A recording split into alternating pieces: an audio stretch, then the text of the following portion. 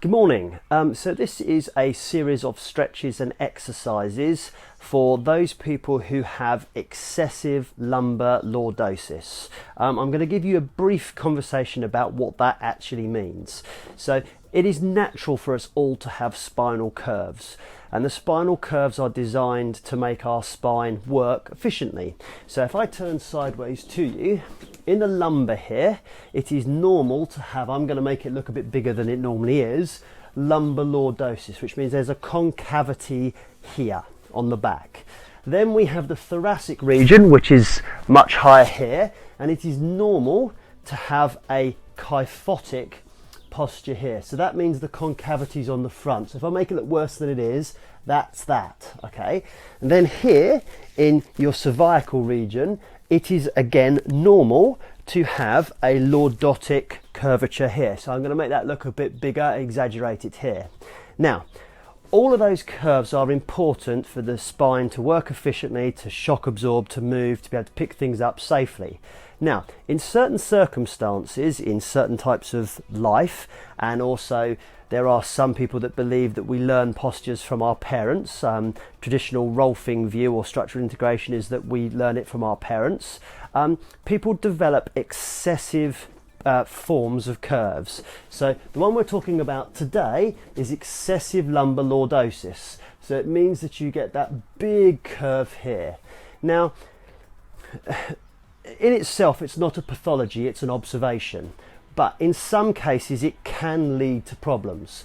And what we're going to be looking at today is how to stretch those muscles that cause it, and to strengthen those weak muscles that cause it. So it was referred to by a specialist called Yanda as lower cross syndrome. And what it means is that your quadriceps and your hip flexors become tight, which pull the front of your pelvis down like that. Your hamstrings become weak and long, your glutes become weak and long, and your abdominals become weak and long. Also, your lumbar spine in here becomes short and tight. So the reason it's called a cross syndrome is because the muscles that come across this line here are short and strong, and the muscles that go this way are long and weak. So what we want to do to reduce it is stretch the quads, stretch the hip flexors, stretch the lower back, tighten the glutes, tighten the hamstrings, and tighten the abs. And it should bring us into a more neutral spine, a more neutral curvature here. So hopefully that makes sense, and we'll get on to the exercise.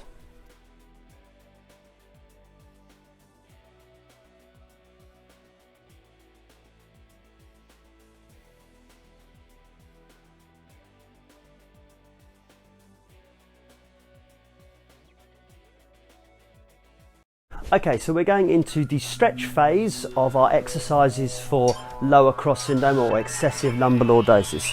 So the first one is a quad stretch standing. So holding onto your ear, we're going to do both sides. So we're going to do left first, obviously balance is an issue. Keep your knees together, hips forward, and we're stretching out through the front of your quad here. So, just for reference, if you do this balancing on a mat, it makes your balance harder, so possibly you want to do it firmly on the floor. So if you can concentrate and hold that stretch out those quadriceps. 3 seconds to go, and change. So let me come back a little bit and do it on the hard floor. So here we go. So we've got 15 seconds rest in between, so we're now going to do the right hand side one. Get ready, get nice and controlled. Here we go, 3 seconds before we start, and off we go. So knees together, push your hips forward. Oh, that's better on a hard surface. I can balance now.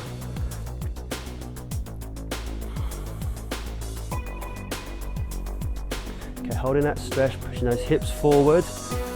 Okay, you should feel that at the front of the thigh here. But knees together, hips forward. Push your hips forward. Really intensifies the stretch. These muscles all pull the hips forward, so or hip width forward and down. Okay, so now down onto your mat, we're going to do a hip lunge stretch, but with a straight back leg. So the back leg is straight. Now I'm holding onto something here, and we're going to push our hip forward. Now get ready for that. Here we go, and go. 30 seconds of this. So on the right hand side, Push your hips forward, really important. You should be able to feel this stretch in here. Want to get up right here, maybe even get on here like so. Now I can feel that through my hip flexors here. I'm quite tight through here, okay. Really, really good stretch. Might even feel it down here. Notice that my knee is behind my hip, which is where I want it to be. Good, so now we're going to switch over. I've got 15 seconds to switch over. Okay, get ourselves comfortable. Okay, so knees behind my hip. I do it sort of, you can do it next to the sofa so you can hold on to something. But then when you're ready, get both hands up onto the knees and get upright. Push that hip forward. Really feel that through the hip flexors here. You can't obviously see it, but I want to keep this as flat as I can. 20 seconds to go. So you should feel that lower sort of abdomen, possibly top of the thigh. Get up, push these hands away, get up there, that's it. Good.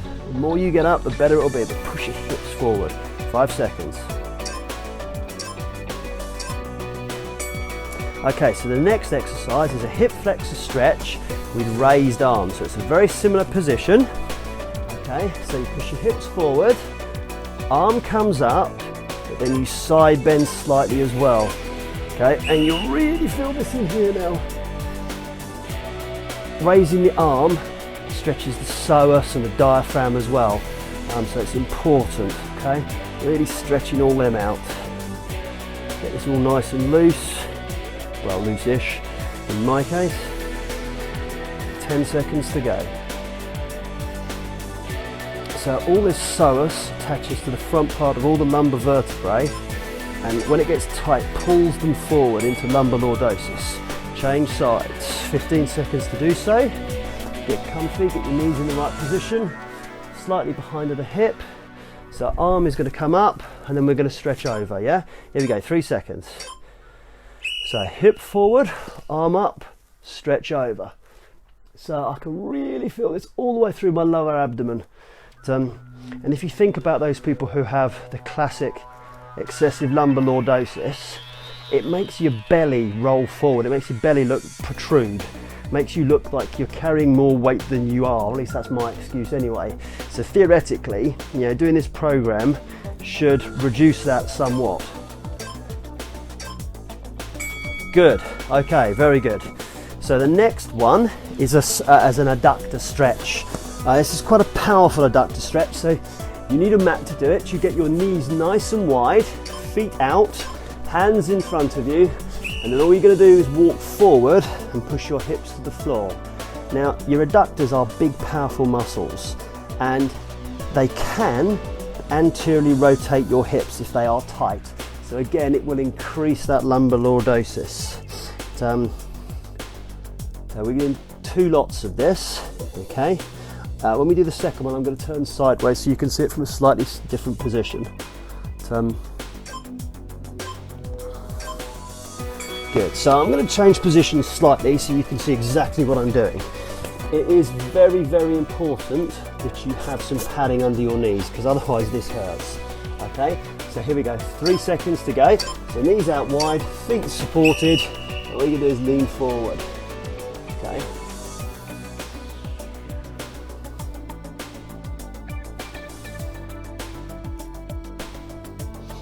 Good stretch, you'll feel this, feet, knees really wide. You can also come back, you'll feel a stretch that way as well. Sometimes people will if you go backwards, and you can work between going backwards and forwards. Okay. Very powerful stretch. Good, okay. So the next stretch is a lower back stretch. It's for your quadratus lumborum. So we get in a traditional hurdler stretch position. And we're going to bring our knee, this knee, up to our armpits and hold our foot. We turn to face over this leg, lift the foot slightly, slide forward, and you'll feel, in this case, the most amazing stretch in my lower right back. But it's important that I rotate to the right to feel it, yeah? The QLs are big muscles. They're serious main players in lower back tightness. It's really important to stretch them. Okay, hold that. Good. Now we're going to do the exact same on the other side. So this comes into the side, grasp the foot, knee goes to armpit, turn, this goes to the left, and just relax for a second.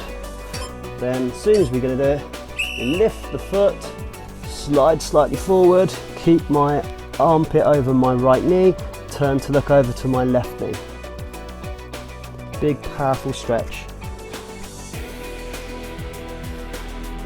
Nearly there. 15 seconds to go. Doing well.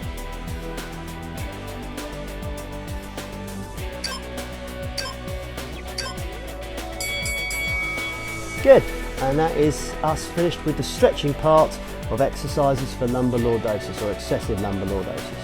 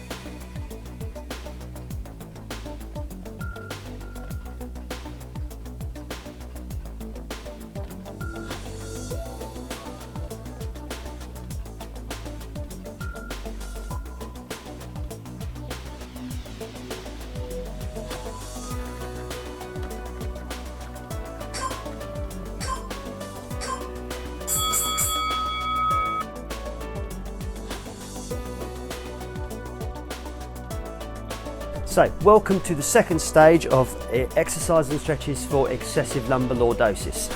You're going to need a mat, you're going to need a bungee that is attached around something fairly substantial. We've got 7 exercises to do, 30 seconds on and 15 seconds off. First exercise, you're going to put the bungee round your waist, and I'm just going to demonstrate this one individually, okay? So the bungee gets pulled tight. Keep your back legs straight, and you're going to lunge onto the front foot, change legs each time, but keep your glutes tight, okay? So here we go, we've got 10 seconds to go, so get your bungee ready. Remember, belly button towards your backbone, glutes tight. Here we go, ready? And, so, change legs, belly in, all the time, glutes tight, belly in. Try and flatten that lumbar lordosis. Glutes tight, keep going. 17 seconds to go. Keep it tight. Good. Doing well. Good. So, 15 seconds to get down onto the floor. Our next exercise is clams. We've done these numerous times before. So, belly towards your backbone. Lift your flank off here, ankles off, and don't lift them too high. Your feet should be in line with your back. Keep your core tight. This should be tight. Belly towards your backbone. 30 seconds of this is not particularly nice. Keep that core tight.